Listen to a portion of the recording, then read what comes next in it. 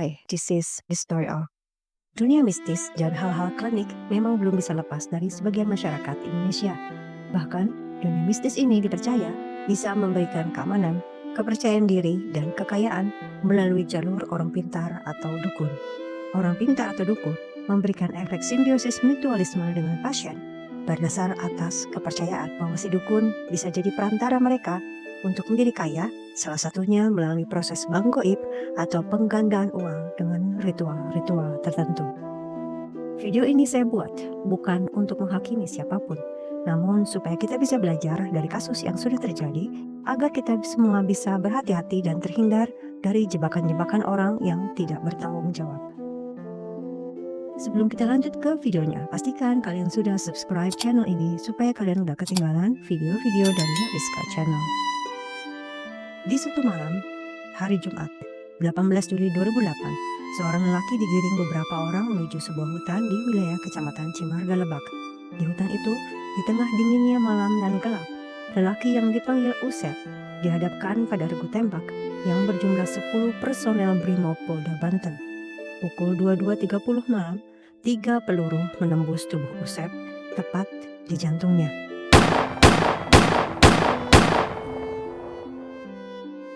Apa yang sudah Usep perbuat hingga ia pantas menerima itu?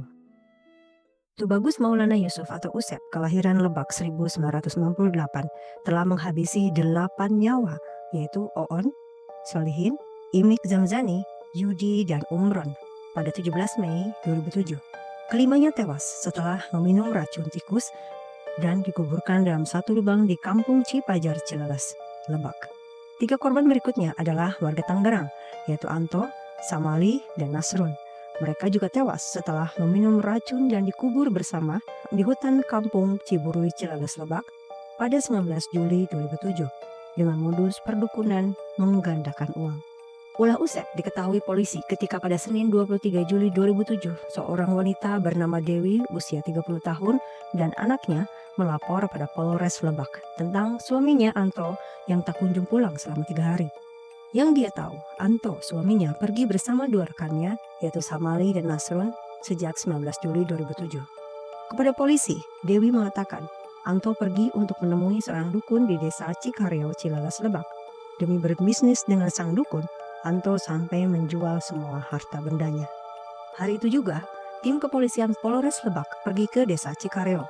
Usep memang dikenal sebagai dukun atau tabib di desa Cikareo yang lumayan manjur, yang belakangan ini ternyata bisa menggandakan uang. Saat mendatangi kediaman sekaligus tempat praktek perdukunan Usep, saat itu Usep sedang menerima pasien. Dari penuturan Usep, dia mengatakan bahwa prakteknya ini dilakukan bersama dengan Sabirin atau Oyon, asal Pandeglang, kelahiran 1997. Polisi pun menangkap Oyon yang sudah kabur di pangkalan ojek Pasar Sakati, Pandeglang. Di ruang penyidikan, Usep dan Oyon diinterogasi secara intensif. Polisi menduga kedua orang ini sangat tahu keberadaan Anto, Samali, dan Nasrun yang dilaporkan hilang itu, berdasarkan laporan istri Anto. Usep dan Oyon akhirnya mengakui tipu daya mereka. Usep yang sejak 2000-an memang dikenal sebagai dukun pengobatan, bekerja sama dengan Sabirin atau Oyon yang bertugas mencarikan pasien penggandaan uang. Keduanya mendapatkan pasien yang berasal dari Jakarta, Bogor, Tangerang hingga Bekasi, dan rata-rata dimintai uang mahar sebagai ritual mereka. Ritual penggandaan uang inilah yang telah mengakibatkan nyawa Anto, Nasrun, dan Samali melayang dengan modus penggandaan uang. Malam itu 19 Juli 2007, ketiga korban dari Tangerang datang ke Lebak, Banten membawa uang 15 juta untuk digandakan ke Abah Usep. Usep dan Oyon membawa para korban ke sebuah kebun kosong yang sepi, di mana di sana para korban disuruh menggali lubang ukuran 2 meter kali 2 meter yang mereka tidak tahu bahwa lubang itu akan menjadi tempat peristirahatan terakhir mereka. Usep mengatakan bahwa lubang itu sebagai gerbang goib, tempat datangnya berkali-kali lipat uang yang mereka depositukan atau mereka pancingkan melalui Abah Usep. Setelah lubang jadi, dengan hasil jadi payah para korban. Korban yang kelelahan diberi minuman teh sebagai perangkap ritual. Lagi-lagi, mereka tidak tahu kalau teh itu sudah dicampur racun tikus atau potas. Tidak butuh lama setelah meminum teh oplosan, para korban terhuyung dan terjatuh. Dalam kondisi tak sadarkan diri, para korban dimasukkan ke dalam lubang yang mereka gali sendiri dan dikubur. Sementara Usep dan Oyon memereteli harta benda korban sebanyak 36 juta rupiah, dompet, dan ponsel. Setelah pengakuan itu, malam hari itu juga, Usep dan Oyon digelandang polisi untuk menuju sebuah hutan di kawasan Kampung Ciburui, Desa Cikareo, Cileles, Lebak. Setelah menunjukkan lokasi kuburannya, Usep dan Oyon diminta untuk menggalinya. Tak lama, ditemukan jasad korban dalam satu lubang yang sama, tertumpuk 3, di mana jasad ketiganya sudah mulai rusak. Polisi juga akhirnya mendapatkan fakta baru dari mereka berdua. Ketiga korban ini ternyata bukanlah korban pertama Usep dan Oyon. Ternyata sebelumnya mereka melakukan hal yang sama kepada Oon, Salikun, Imik Zamzani, Yudi, dan Umron pada 17 Mei 2007. Keesokan harinya, Selasa pagi, 24 Juli 2007, Usep dan Oyon kembali diminta menunjukkan lokasi kuburan kelima korban itu. Lokasi penghilangan nyawa pertama berjarak sekitar 1,5 meter dari yang kedua. Kelima korban ini dikubur di dalam satu lubang berukuran 2 meter x 2 meter di tengah hutan Kampung Cipajar, Desa Cikareo, Cileles, Lebak. Usep dan Oyon lah yang mencari dan menggali kuburan itu, disaksikan sejumlah polisi. Kelima jasad korban yang ditemukan nyaris sudah tidak bisa dikenali lagi. Motif penghilangan kelima korban ini masih sama, yaitu penggadaan uang. Umron dan Salikun adalah korban pertama yang termakan rayuan penggadaan uang setelah korban-korban sebelumnya menolak. Karena masalah hutang, Umron dan Salikun sepakat untuk menyerahkan uang pancingan yang merupakan tabungan mereka untuk digandakan. Setelah menyerahkan uang dan tak ada hasil, Umron dan Salikun tentunya menagih uang tersebut kepada Abah Usep dan Oyon.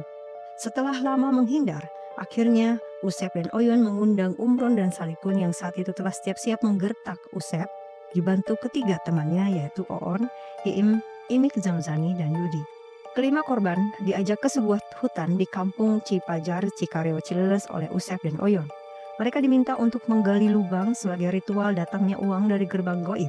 Setelah lelah menggali, kelima korban diminta untuk meminum teh oplosan yang tentu mereka tidak tahu sudah dicampur dengan racun tikus. Jadi selain yang punya uang, ketiga teman korban juga diminta meminum teh agar tidak menyisakan saksi. Sudah bisa ditebak, setelah minum teh oplosan, mereka semua tak sadarkan diri. Dan itu jadi kesempatan Usep dan Oyon untuk menguburkan mereka tanpa mengetahui apakah kesemuanya sudah benar-benar meninggal atau belum. Kesemua jasad-jasad korban Usep dan Oyon langsung dibawa ke Rumah Sakit Umum Daerah Serang. Semua keluarga korban yang mengadukan anggota keluarganya berdatangan, termasuk keluarga Dewi, istri dari Anto. Keluarga itu histeris. Usep dan Oyon terbukti melakukan tindak pidana pasal 340 KUHP, yaitu perbuatan penghilangan nyawa berencana dengan ancaman hukmat. Setelah menerima vonis, Usep yakin dan menerima putusan vonis hukmat dari Majelis Hakim Pengadilan Negeri Rangkas Bitung, Lebak, Banten pada 10 Maret 2008. Ia dieksekusi pada 18 Juli 2008. Proses ini tergolong cepat. Usep bahkan menolak berbagai bentuk proses hukum lain seperti banding, gerasi, dan kasasi atau permohonan pengampunan pada presiden. Usep berkata, "Saya tidak kenal dengan presiden. Saya tidak bersalah pada presiden. Tapi saya bersalah kepada para korban saya dan keluarganya. Jadi, laksanakan saja eksekusi. Saya pasrah," ucap Usep kepada Koswara Purwasasmita, pengacaranya. 8 hari sebelum eksekusi, Usep berkata kepada mertuanya Nur, "Saya lebih baik mati daripada hidup di penjara." Berbeda dengan Usep, atas vonis hukmat, Oyon sempat mengajukan banding ke Pengadilan Tinggi Banten pada Juni 2008, kasasi ke Mahkamah Agung pada 21 Oktober 2008, dan gerasi pada 31 Agustus 2015. Namun, kesemua permohonannya ditolak. Hingga kini, proses eksekusi Oyon atau Sabirin belum jelas kapan dilaksanakan. Sebelum dieksekusi, Usep mengajukan 5 permintaan sebagai wasiat kepada petugas lapas. Pertama, meminta berkumpul dengan istri dan anaknya selama 1 pekan penuh, siang hingga malam. Kedua, meminta bimbingan rohani yang menguasai kitab Mutfah Mawadah dan menguasai ilmu Islam selama 3 hari. Ketiga, bila ada saudara yang mengunjunginya, ia meminta jangan diperlakukan seperti napi agar mereka tidak bersedih. Keempat, meminta dikuburkan di samping kuburan ayahnya di Kampung Kandang, Kujang Sari, Cileles, Lebak, dan diizinkan melakukan sholat sunnah dulu. Kelima, meminta dihadirkan ibu kandungnya selama 1 pekan di waktu siang hingga sore, dan dia meminta segala biaya menjadi tanggungan pemerintah. Setelah dieksekusi dan dinyatakan meninggal, jasad Usep segera dibawa ke Pusat Kesehatan Masyarakat. Jasad Usep segera dibawa ke Puskesmas Cimarga untuk diotopsi dan dimandikan. Lalu jasadnya diserahkan kepada keluarga. Malam itu juga jasad Usep dikuburkan di Kampung Kandang.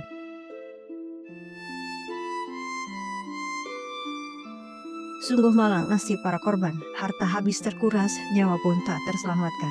Usep, di mata keluarga mungkin orang yang penyayang, di hari-hari terakhirnya dia memikirkan keluarganya.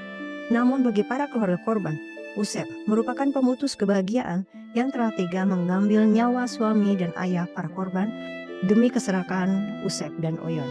Meraih kebahagiaan dan kekayaan duniawi memang sangat diimpikan, namun harus dilakukan dengan cara-cara logis dan jujur. Semoga dari kisah ini kita bisa mengambil hikmah dan pelajaran agar selalu menjaga diri. Jika kalian suka video ini, jangan lupa untuk klik tombol like, share, dan subscribe.